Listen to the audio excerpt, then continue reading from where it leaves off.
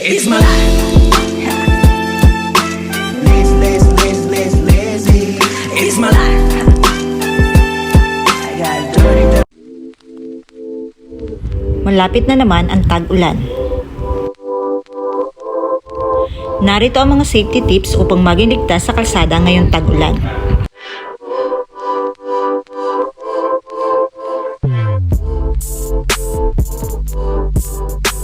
Rain smart.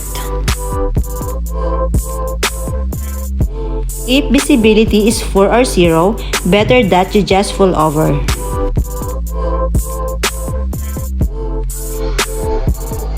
Inspect wipers. Replace it immediately if needed.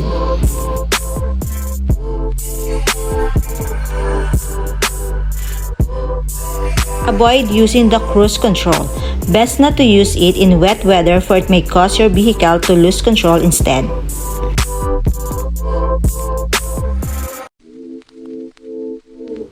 Check headlights. They must be clean and working well.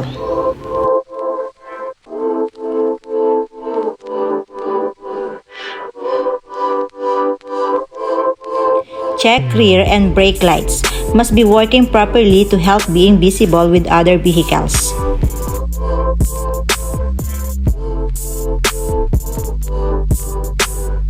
Reduce speed on wet roads and follow at a safe distance, allowing you to sudden stop if the situation requires it.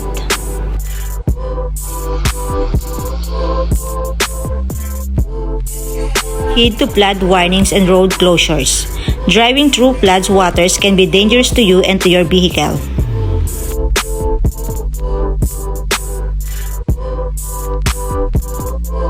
Inflate tires and always check tread wear.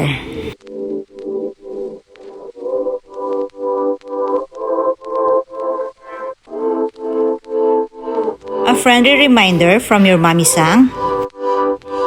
Ingat mga kamotorista.